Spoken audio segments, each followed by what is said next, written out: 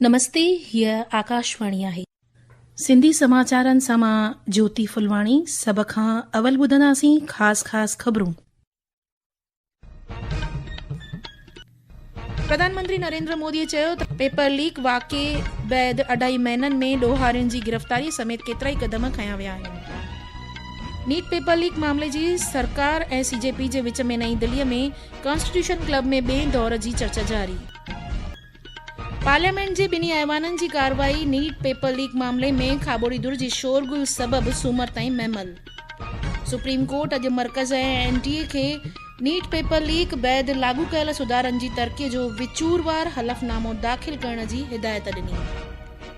भारत पाकिस्तान पारां गैरक़ाइदे कब्ज़े कयल जम्मू कश्मीर में दमन मशगूलियुनि खे मुतहिद जमायत पारां नज़रअंदाज करण ते मायूसी ज़ाहिर कई। भारत जी Anahat Singh world junior squash championship जे सेमीफाइनल में पहुती। ख़बरूं तफ़सीलवार। प्रधानमंत्री नरेंद्र मोदीअ चयो त पेपर लीक घटना बैदि खां गुज़िरियल 2.5 महीननि में केतिरा ई क़दम खयां विया आहिनि। ॾोहारियुनि खे गिरफ़्तार करे जेल जी सज़ा ॾिनी वई आहे। काल्ह राति हिकु वीडियो संदेश में श्री मोदीअ चयो त सरकार जी ख़ासि ज़िम्मेवारी इन ॻाल्हि जी ख़ातिरी करणु आहे त शागिर्दनि जो तइलीमी साल अझायो न वञे। प्रधानमंत्रीअ चयो त वाबस्त विभागनि खे फास्ट ट्रैक अदालतुनि लाइ तजवीज़ तैयार करण जी हिदायत ॾिनी वई आहे। मैंने फास्ट ट्रैक कोर्ट के लिए विभागों को निर्देश दिए थे। विभागों ने लगातार मेहनत करके देर रात मुझे मुसद्दा भी दे दिया। फास्ट ट्रैक कोर्ट और कठोर सजा के प्रावधान के साथ का ये मुसद्दा कैबिनेट में चर्चा होगी। कैबिनेट के साथियों के सुझाव के बाद उसका अंतिम रूप दिया जाएगा और सोमवार से संसद का दूसरा सप्ताह शुरू हो रहा है, तब जल्द से जल्द उस बिल को सदन में पारित कराने का प्रयास किया जाएगा। दिल्ली हाई कोर्ट गैर मुनासिब साधननि जी रोकथाम पब्लिक एग्ज़ामिनेशन नियम 2024 जे तहत मामलनि जी ॿुधणीअ लाइ हिकु फास्ट ट्रैक अदालत क़ाइमु कई आहे। इन क़दम जो मक़सदु पब्लिक एग्ज़ामिनेशन में गैर मुनासिब तरीक़नि सां वाबस्त मामलनि जी तुर्त निबेरो आणण जी ख़ातिरी करणु आहे।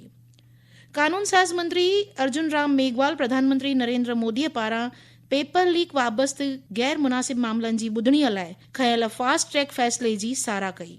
श्री मेघवाल मीडिया खे चयो त इन्हनि अदालतुनि में मामलनि जी ॿुधणी रोज़ानो तय कई वई आहे। प्रधानमंत्री जी ने निर्णय लिया कि पेपर लीक से संबंधित जो मामले अदालतों में लंबित हैं, चल रहे हैं, उनकी सुनवाई हम specially designated fast track court गठित करके करवाएंगे, जिससे डे टू डे बेसिस पे सुनवाई होगी, स्पीडी ट्रायल होगा और टाइम बाउंड इन्वेस्टिगेशन होगा, तो युवाओं को न्याय मिलेगा। पार्लियामेंट जे ॿिन्ही ऐवाननि में अॼु लगातार 5 ॾींहं नीट पेपर लीक जे मुदे ते हंगामो जारी रहियो। केतिरा ई ॿाहिरां महमल खां पोइ लोकसभा जी कार्रवाई सूमर ताईं महमल कई वई। ॿिपेर 12 बजे खां अवल पहिरें महमल बैदि ऐवान जी कार्रवाई ॿीहर शुरू करण ते पार्लियामेंट कार्यमंत्री किरेन रिजिजूअ चयो त सरकार पहिरें ॾींहं खां ई नीट पेपर लीक मामले ते चर्चा लाइ तयार आहे। सोमवार को बिल तो हम लोग तो तैयारी कर रहे हैं। हम तो प्रधानमंत्री जी ने कहा है कि छात्रों को लेकर के जो हम बिल ला रहे हैं तो उसमें कोई विलम्ब नहीं होना चाहिए, और जो प्रधानमंत्री जी ने कहा है इस पे कोई रुकावट पैदा करने के लिए कोई हथकंडे अपनाना ठीक नहीं होगा। अब इसको राजनीतिकरण करके फायदा नहीं है। हम लोग को ठोस कदम कैसे उठाना चाहिए छात्रों का भविष्य के लिए, इस पे ध्यान देना चाहिए। होॾा राज्यसभा जी कार्रवाई बि उन ई मुदे ते शोरगुल सबबि सूमर ताईं महमल कई वई। ॿिपेर 12 बजे पहिरीं महमल बैदि ऐवान जी कार्रवाई शुरू थियण ते सभापति CP राधाकृष्णन सवाली कलाक शुरू करण जी कोशिश कई, पर खाबोड़ी दुर धर्मेंद्र प्रधान जे इस्तीफ़ा जी घुर ते हंगामो जारी रखियो। ॿिपेर 12 बजे राज्यसभा जी कार्रवाई शुरू थियण ते ऐवान में कारगिल जंग जे शहीदनि खे श्रद्धांजलि ॾिनी वई। राज्यसभा में बि शहीदनि जे सम्मान में मौन रखियो वियो। सुप्रीम कोर्ट अॼु मर्कज़ी सरकार ऐं राष्ट्रीय इम्तिहान एजेंसीअ खे नीट UG पेपर लीक मामले बैदि सुधारनि खे लागू करण में थियल तरक़ीअ जो हिकु विचूरवार हलफ़नामो दाख़िल करण जी हिदायत ॾिनी आहे। जज PS नरसिम्हा ऐं जज आलोक आराधी जी बेंच नीट पेपर लीक ॿुधणी कंदे चयो त हलफ़नामे में फ़क़ति गैर दाइमा उपावनि ते निर्भर रहण जी जाइ ते सुधारनि खे इदाराई नमूने खयल क़दमनि जो वाज़ह विचूर हुअणु घुरिजे। ही ख़बरूं तव्हीं आकाशवाणी तां ॿुधी रहिया आहियो। वधीक ख़बरुनि जे लाइ तव्हीं असांजी वेबसाइट newsonair.gov.in खे फॉलो करे सघो था। इहे ख़बरूं तव्हीं असांजी YouTube channel air news Gujarat ते बि ॿुधी सघो था। ओलह एशिया में जारी जंग ते अचो त ॿुधूं हिकु रिपोर्ट। ईरान पर तेज होते अमरीकी हमलों और यमन के हूती विद्रोहियों द्वारा लाल सागर में तेल टैंकरों पर हमले के बाद महत्वपूर्ण नौवहन मार्ग खतरे में पड़ गया है। वैश्विक बेंचमार्क ब्रेंट क्रूड की कीमतों में कल 6% से अधिक की वृद्धि हुई। ईंधन की बढ़ती कीमतों के बीच दुनिया भर में एक बार फिर महंगाई बढ़ने के आसार हैं। ब्रिटेन और अमेरिका में ईंधन की कीमतें बढ़ रही हैं। अर्थशास्त्रियों ने चेतावनी दी है कि तेल की कीमतों में लंबे समय तक वृद्धि होने से देशों के केंद्रीय बैंकों पर अपनी ब्याज दरों को लंबे समय तक बढ़ाए रखने का दबाव पड़ेगा। समाचार कक्ष से मैं मुकेश कुमार बल। भारत पाकिस्तान पारां गैर कानूनी नमूने कब्ज़े कयल जम्मू कश्मीर में मुबाइना तौर दबाव जे मुद्दे ते मुतहद जमायत जे ॾिनल रद अमल ते मायूसीअ जो इज़हार कयो आहे। मुतहद जमायत में भारत जे दाइमा एवज़ी हरीश परवथानेनीअ चयो त कुझु मामलनि में मुतहद जमायत पारां सख़्तु रदअमल ॾिनो वेंदो आहे, पर पाकिस्तान में अहिड़नि वाक़ियनि ते ख़ासि ध्यानु नथो ॾिनो वञे। राष्ट्रपति द्रौपदी मुर्मुअ अॼु भारत ऐं रोमानिया जे विच में आर्थिक ऐं सीड़पकारी नातनि जो विस्तार करण लाइ सॾु ॾिनो। उन चयो त ॿिन्ही मुल्कनि में तिजारती सहकार जा तमामु इम्कान आहिनि। बुखारेस्ट में भारत रोमानिया वापारी मंच खे ख़िताब कंदे राष्ट्रपति मुर्मुअ चयो त तजवीज़ कयल भारत यूरोपीय संघ मुक्त वापारी समझौता वापार सीड़प ऐं मज़बूती रसद सिरिश्ते खे औज ॾेई आर्थिक नातनि खे मज़बूत करण में अहम साबित थींदा। गुजरात में गुज़िरियल 3 ॾींहनि खां ज़बरदस्त तेज़ बरसाति थियण सबबि सूबे में आम रवाजी जीवन तमामु घणो मुतासिर थियो आहे।